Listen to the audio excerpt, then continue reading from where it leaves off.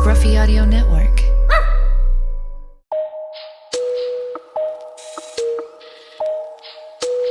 Hey, we're back on a Sunday morning. It's early Sunday morning. Dr. James Chu, thank you for coming in early and getting this done. I know everybody's got a busy day today as usual.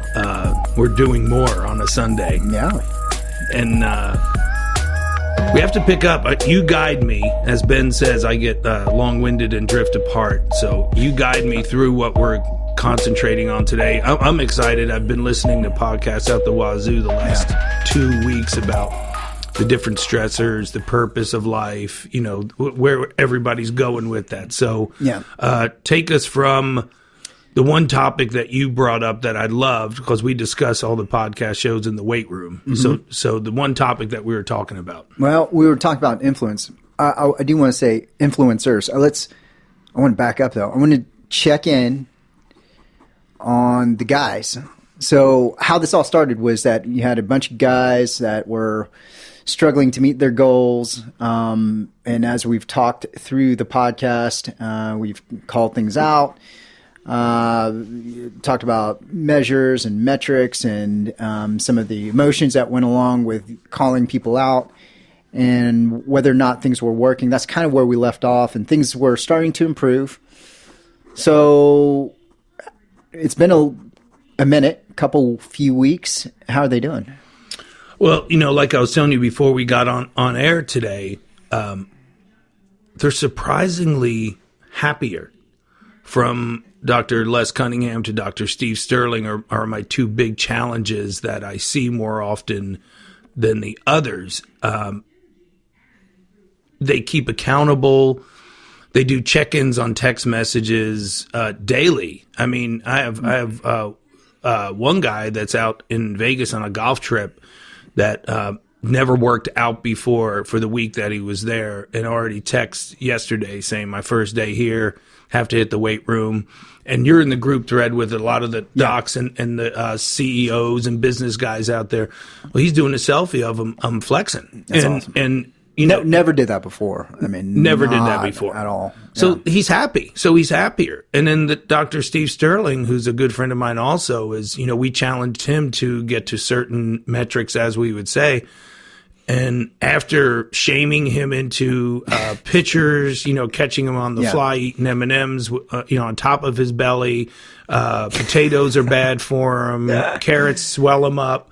We defied all those odds, and he's looking great, and he's actually in the best mood I've seen him in years, to be honest. Well, he started at what, 213 to 214. Started this, but was training a lot, you know. And I think that's what I would have to reach back to and applaud you for. That is starting to hold these guys accountable than just going through the motions and going, hey, you're just slowing the tide down at your age. You know, you're on the decline. We're just going to slow that down. So he's 213, and he's not just stemming the tide. How much does he weigh now?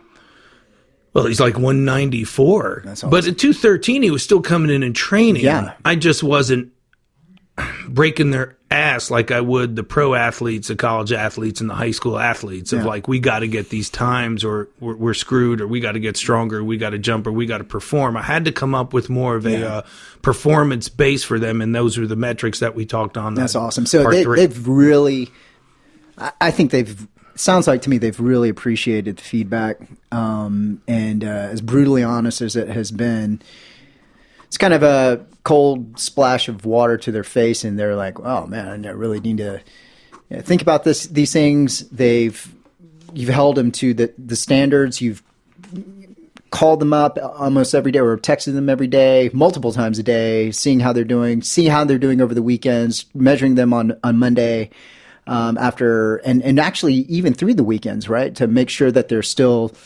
You want them to live their lives, but they're actually making better choices on their own, all this kind of stuff. And weight's coming down, mood seems to be improving, things are getting better, right?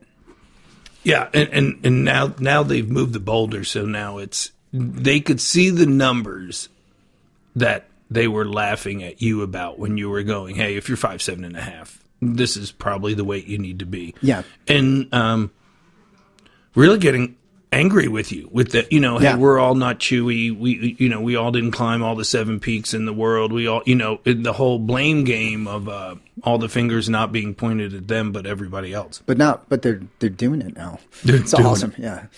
So that was our do more group, right? Because at that point, it was, you were looking at those particular individuals, and others and knew in your heart of hearts that doing more was what was missing.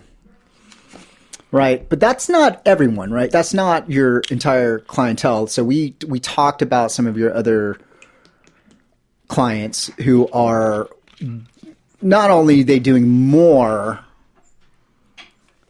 sometimes they're doing too much for their wellness. So when we're talking about wellness and the 4 pillars of wellness, and you need to refer to the previous podcast on Charlie's thoughts on what those are. It's different, right? Not everybody has to do more. Most do. I think that when we're talking about the average Joe and Jane out there, most need to do more, but occasionally you've got those high drive individuals that are doing so much already, and it's a difference. So you've got a few of those clients. You've already interviewed some of them. We've mentioned them on the podcast before. There's another one, we'll call him out, Mike McHenry, who's of that same make. You don't need to call the dogs up to do more. You need to call the dogs back a little bit on certain individuals. Is that right? Yeah, Michael is a unique individual. If anybody could take over the Woodgym out of all the guys, it would be Mike McHenry.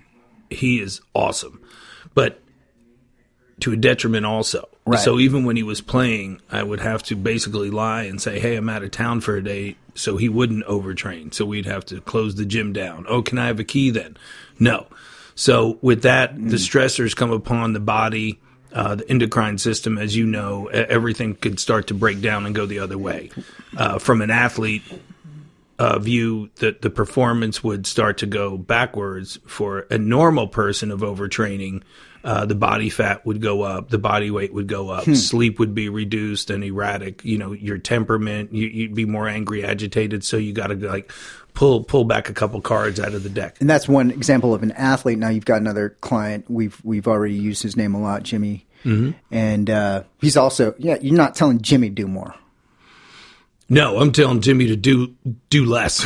Yeah. So maybe I do another shirt that says do less, but and just give it to those type of guys of, hey, try getting a little bit more sleep. When you feel like you want to get up at 6, lay in bed for 30 minutes, and not look at your phone, but just lay in bed and just chill out and see what happens for your day. Yeah. So this is not a cookie cutter. Everybody's got to do more. You put the eye on what those individuals need, and I think that's part of wellness is in spotting the weaknesses in what we all have as far as your 4 pillars.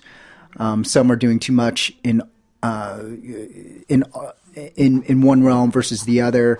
Most of us aren't doing enough. But occasionally you've got those high stressed individuals, high drive individuals, and you gotta scale it back, right?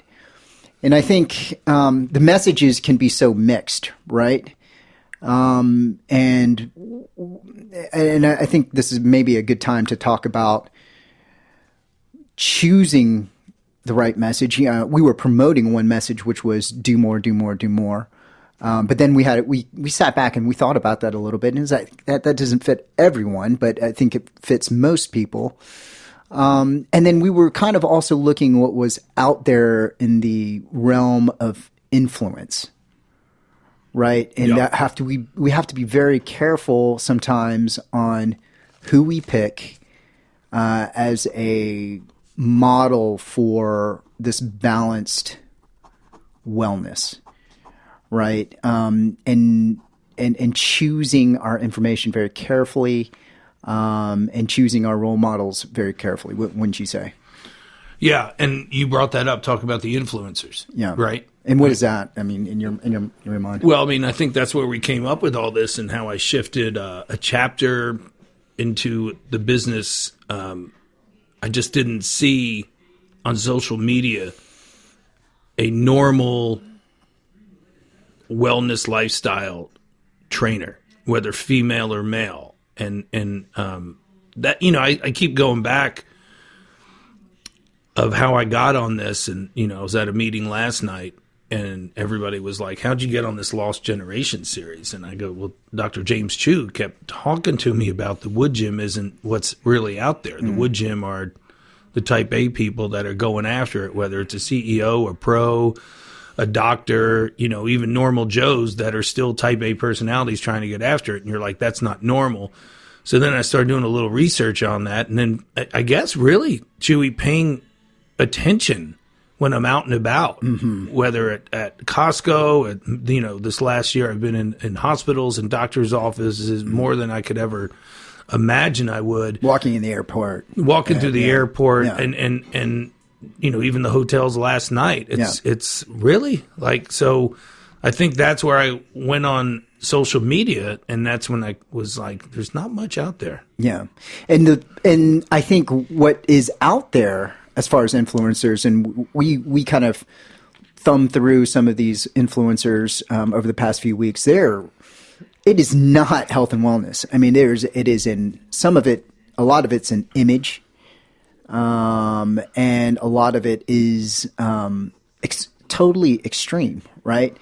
So what we're talking about, we've got to look at the individuals. We've got to look at a person's lifestyle and balance it all out. But we have to be very careful on also choosing the right types of messages and influences that are out there. Okay, for example, we'll name some names, and I'll put out a disclaimer saying, look, these influencers are captivating. They're amazing in his or her own right. They look great. Their backstories are awesome. But sometimes I would not want to live their life as far as the health and wellness. So two of the people that we've seen before were that keeps on coming up. Their names keep on coming up. David Goggins, Navy SEAL, ultra marathoner, runs ungodly amounts of miles. 36 years old, and just hammers home. I mean, it is amazing what this guy does. Cameron Haynes was another name that came up, ultra marathoner, lifts a lot, extreme elk hunter type person. There's two names there. Other people like The Rock, other influencers are amazing individuals. Mm-hmm. However, how realistic in your mind is what they do as far as a wellness lifestyle? It's not. It's that simple. It's not. And anytime they all want to come and have a roundtable discussion at the Woodgym, they're welcome to, because I'm in awe of what the three of them do. And then I'll put another one up that I saw in the influencers, that the Rich Froning. Oh, the CrossFit guy. Yeah. I mean, first of all, I was captivated by his barn that he trains out of. It's awesome. It's something that we would have here, or that we do have.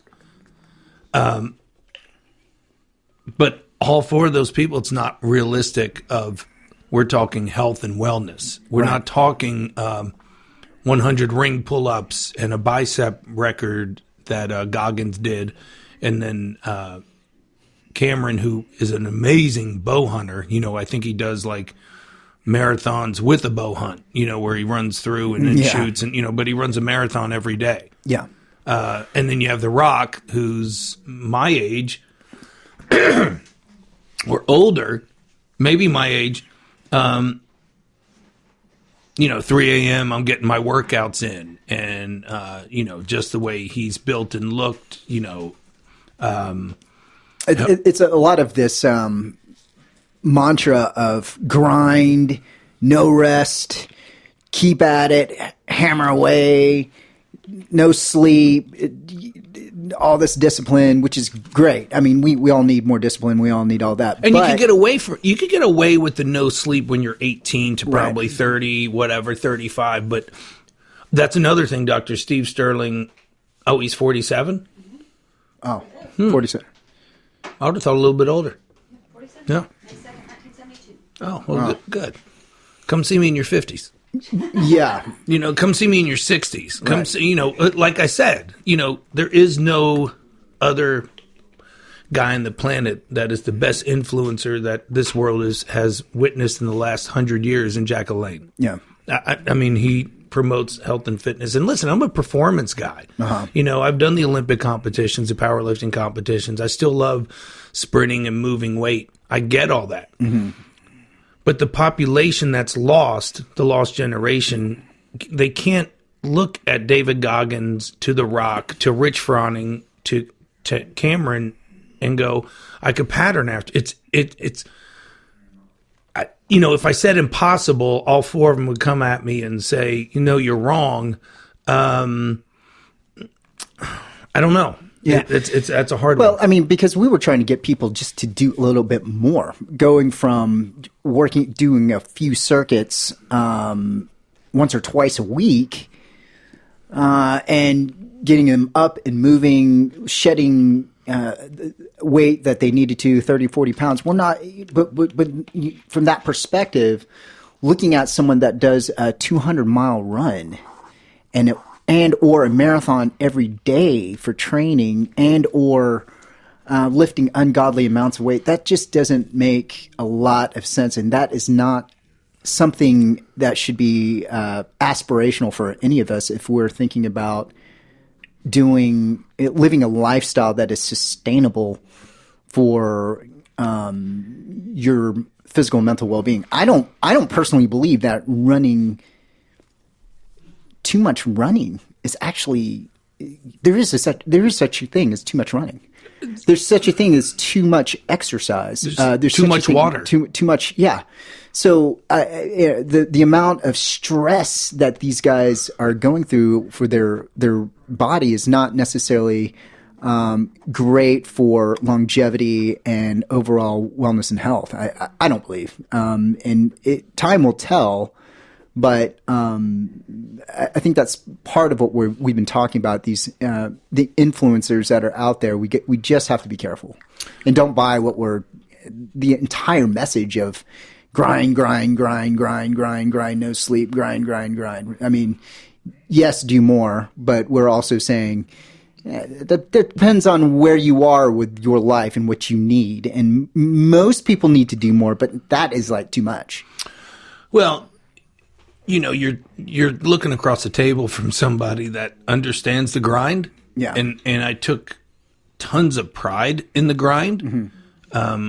Did a little grinding last night from traveling somewhere to see some guys and then traveling right back and back at it this morning.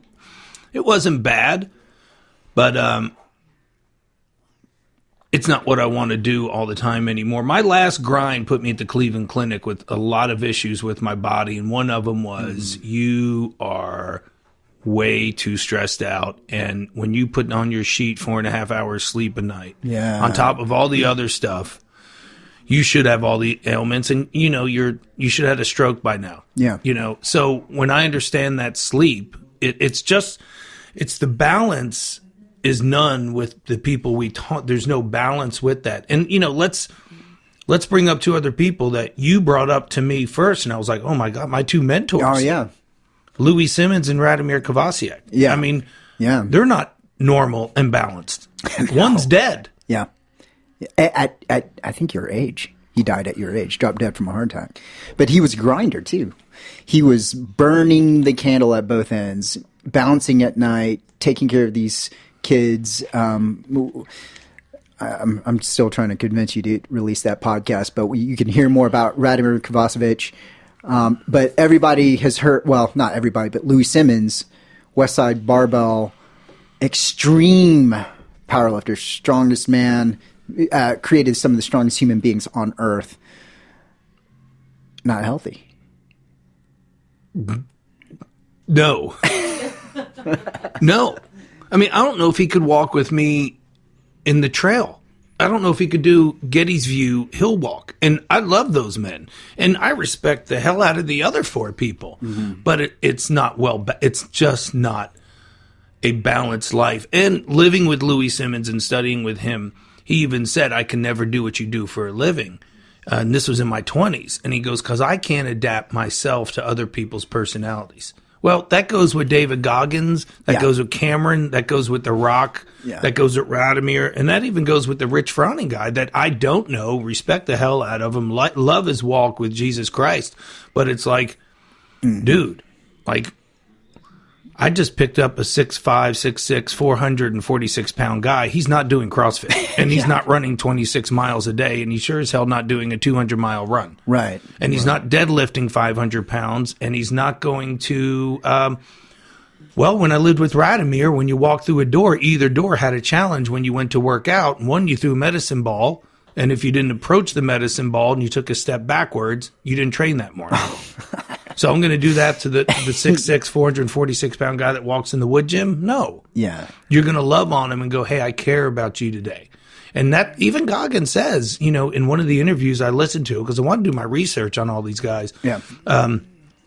One of the guys that was interviewing him, because he goes around the country doing interviews about his story, which is amazing. And it's an amazing story. And it's his awesome. book. He just wrote his book to write his book. He really doesn't care about what people think about him or what he's trying to do, because he said he's not trying to do anything. He's just telling a story. Yeah. So when the interviewer goes to David, what do you think about a person that drinks beer and eats pizza every day? He goes, I don't care. Yeah.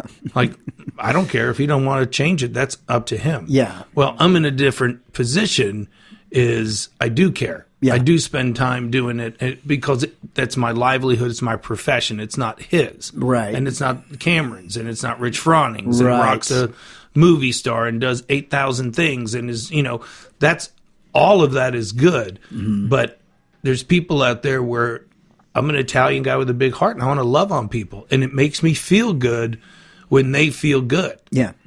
Yeah.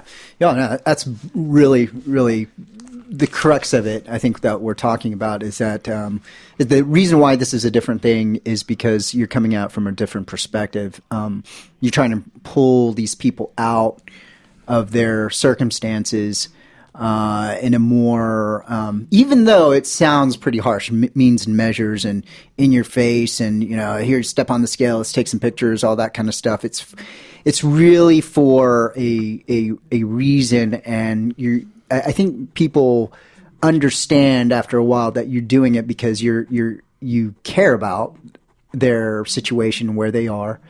And it's not really there to quote unquote shame them, is to say, hey, look at this is the reality. This is where you are. That's a whole different, that's not Louis Simmons.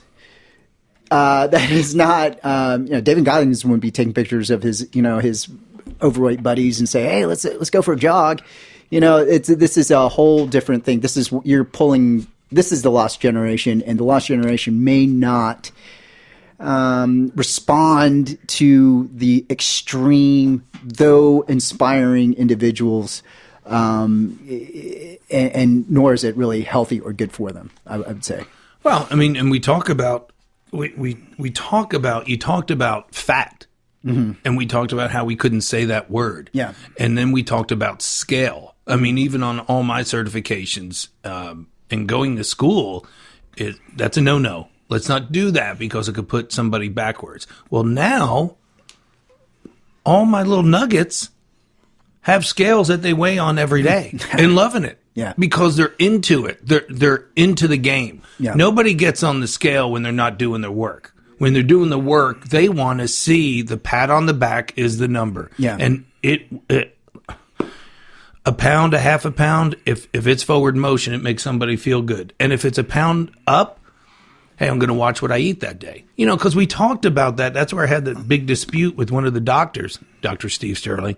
You know, you don't know much about, you must have not went to phys and biology class to understand. I'm like, no, I understand. But when you have a dog that's put on weight, what do you do with it? Yeah. You feed it less and you walk it more. Yeah. That's all I'm trying to say at first. Let's get through those measurements first to go. But back to the scale. Yeah. The scale is good, and I'll have every trainer out there. You could email me, cpetrone at petronetraining.com, or DM me if you got questions on that, because the scale works. The scale works. I don't care. It probably works just as well as on the other side of it, the dumbbells. The dumbbells are getting bigger. You're getting the same route. You're getting stronger. Right? You're getting stronger. Yeah. Yeah. What else, Chaz? Well, the purpose, health, and success is what I wanted to discuss real quick, is like having a purpose, which we've set up with the Lost Generation. And then with purpose comes health. You feel better. And then success rolls over to everything you do. How do you find an authentic purpose? That's good. I think that's pretty hard. How would you pull that out of an individual? Well, they'd have to pull it out for themselves, clearly. But yeah, and then you go. We talk about the stress levels, but the purpose is usually, why do you want to lose weight? And I usually ask, and they're all different answers. And I'm so fortunate to have such a population that's so diverse, because one of my doctors is like, well, you've been telling me if I lose my belly, I'll rotate more of my golf swing. You will. Or let's give it a shot, so then we could weed that one out and you could go get fat again.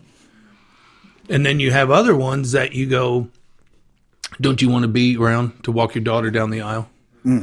So you do really scare tactics. I know I was scared. When I was flying to Cleveland Clinic, I was scared to death. So it's wake up calls, and then that's your purpose. And you might, if you can't take care of yourself, you can't take care of anybody else. And if you can't concentrate on the root, the tree's not good and the fruit's not good. I like it. Yeah. So you, just by talking to your clients, knowing what makes them tick, and it's all different. That's how you're tapping into the internal motivation, the drive for that purpose, right? Well, and the purpose, we keep forgetting the age demographic that I'm working with is from 37 to 89 of non-athletes. But they've all been athletes. They're very athletic. They can move. So even my 37-year-olds are still trying to drop weight, drop body fat, and find their purpose, because they're still in shape. They look good. They function. They could do a lot of things, but they're still missing their purpose. So we still have to reset their metrics and their goals. And they're still striving for it. They're still wanting from, let's just say I have a client that's 13%. He wants to see 10%. He's following the meals. He's doing the training. He's doing the podcast walk, the 2-for-1 where you walk and listen or bike and listen. So then you got to go, okay, what's the sleep like? Well, I sleep pretty good. Well, what's pretty good, and what's your stress? Because you might have to take some TV time out for yourself, because stressors are all different things. Everybody goes, oh, well, sleep reduces all my stress. There's so much more stress. One is the phone. Yeah. That's a stress. Are you putting that time away? Yeah. How are the arguments? That age, everybody's raising kids and grinding. Yeah. So, less arguments will help. You're parenting, you're disciplining right now at that age. That takes a lot of stress. Running the kids around on the weekend to sport classes, that takes a lot of stress. So what are you actually doing to find what we talk your passion? Your passion to make you stay settled, to be still. Yeah. And I think that's a huge, huge part. Yeah. So you have clients from all the way from middle school, really, essentially, up through their most prime athletic years, even at the professional highest levels. And then you've had some other clients that have transitioned out of their professional athletic years. You're going to hear one from a guy named Brian White. I don't think that has been released yet, but I'm really excited to listen to that myself. So you're working with, and some of your older clients are 89. So you're talking about stages of life, multiple different stages of life, and the different stresses and the developmental, issues and the life transitions and what they need during those times, and also pulling it together with the individual makeup of the person and what he or she can and can't do physically, mentally at the times of their lives, all that type of stuff. That is part of your assessments in all of this. And really, what we're doing is concentrating on that middle-aged and beyond demographic that have a lot going on in their lives. And how do we balance it all for health and wellness for those individuals in part, right? Yeah. And I could hit on this last one if, everybody's pressed for time. I don't know what our time is, 31. but I would say the one thing that I'd like to stress to everybody you just talked about is don't do it alone. Let me say that again. Don't do it alone. And what I mean by that is all these people need an accountability, a check-in, a Woodgym, a Petrone, a Dr. James Chu. Don't do it alone. Because if you look at the Instagram influencers, they're all doing it alone. Mm-hmm. This is actually not an individual sport then. I don't think it is. I think it's an accountability. I just see it so much in this Woodgym office, and I'm so blessed to create something like this where it's almost like a think tank for everybody, and everybody sits in here, and they all have to grab their weight. They have to use the hand measurable for body fat.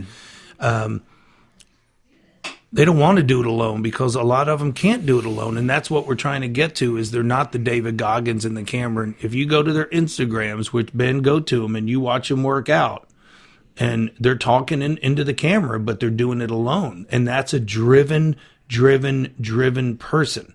And these guys are driven, but they're also finding out what's my why, where am I at 37, where am I at 62, and you have to turn the chapter and readjust. And I was just dealing with a client last week that kept talking 20 years in the past, and he's 52 years old and, a solid 55 pounds overweight. Nobody wants to know what you did 20, 30 years ago. Right. Let's start now where you are. Right. Maybe another pillar is community for wellness. I like that. Right? Yeah. Yeah. Yeah. Yeah. Yeah. So I think that's a great point because, like you said, a false narrative or a false image is this lone super studess lifting and grinding and no quit, and you might not see the TRT. You might not see the other enhancements to make that person look more enhanced. And they're doing it alone and all that kind of stuff. And that's really maybe not what is the message that makes the most sense for any reasonable human being, I would think. And I think there's a lot of... Well, they're promoting their brand. Yeah. Which I get, but that's more... I think the influencers, I would like to challenge that definition. It just goes off likes. Yeah. So, you pulled up the top 20. The first person has 13.2 million viewers. And that's it. That's an influencer. Just on the sheer volume of thumbs up on their page, right? Yeah. And dancing around in a bikini, to me, isn't realistic. That's giving everybody lost. I can't achieve that. Oh, yeah, you can. Okay, let's go. What do you do for a living? Mm-hmm. Do you have a family? Mm-hmm. Do you work more than 40 hours a week? Oh, wait a minute. How old are you? Mm-hmm. And what do you do all day? Well, if I just did that all day, which that's not what we're talking about. We're just talking about people that are in a real life battle. And it's war out there. You could say what you want, but it is. And every day you got to figure out how you're going to win it. Yeah. Realistically. Yeah, with fruits and vegetables and poultry and meats, the potatoes, right? Potatoes and goods. Realistically, you know what I'm saying. I mean, you're across the table right now looking at a 51-year-old that bounces his own business for 29 years and still likes to mountain bike and still likes to lift weights and still likes to jump hurdles and still likes to walk, but still likes to be a dad. Still likes to have friendship, still likes to have community, enjoys hospitality, which I think I love to do a lot at my house. that's real life. Yeah. You know, and my body fat, my body weight goes up. And that's what I think we're trying to talk to everybody about is you're going to have bad days. Oh, yeah. You know, you're going to look at that calendar behind Ben and your weight might be up. Yeah. That's okay. But you know it's up. You might be doing less. I've done that. You might be doing less. But then got to go back to it. Well, I've done too much. Right. Got to pull it back. Yeah. I got to get a little bit more sleep. And, you know, that is a scientific fact. If you're bloated and you're really into your dieting and training and you lost your sleep that day, you wait until you sleep again and somehow, some way, your stomach's flat. And that's what working with some fitness competitors that I've had the privilege of working with so many different athletes and so many different individuals that it's college by itself. It's a school that never ends. Yeah. That's awesome. But I do like the community where we group text and we really are concerned. And it's not like I'm getting paid more money for everybody losing weight and doing things. I'm just getting, to be honest, everybody in here, I'm getting a happier clientele. Yeah. They're creating their own savage because everybody has a damn savage in them, and it's my job to pull it out of them. It's my job. So my influencer is about you. Like it says on my website, maybe it does from the old one, new one, I don't even know. Your goals become my goals. Mm. So when everybody comes in for the first time and go, hey, what are we going to do? What are you going to, I don't know. We got to sit down and talk about where you are, where your weaknesses are, and what you want to do. And then I'll build the program around your goals. Yeah. So I care for what you do. It's not about me. It's about you. Mm. And I think that's the difference of the influencers that we're looking at. I think that says it, man. All right. I think that's the exclamation point on the end of the paragraph, right? What do you think? I think it's good. Yeah. Yeah. Charge it up for 2 weeks from now, we'll have a part 5. And, the beauty of this, every day is like a jack in the box when you get in here. It all changes. So we hit on so many different things because we're so into that. And we're not finished. These guys can see the weight that you said. Mm-hmm. There's no reason somebody 5'7.5" cannot see a 175. Oh, I think they can see 160. I know you always push the bar. I know. He always does. I know. I think they can see the 160. It's coming. It's coming, and they will feel better and better and better and better. Dr. James Chu in the house on a Sunday morning, and we love everybody out there trying to get it. Everybody, Rock, we love you. You keep grinding at 3 a.m., drinking your tequila. We got you. Come work out the Woodgym. Yeah. Anybody, let's go. We'll see ya.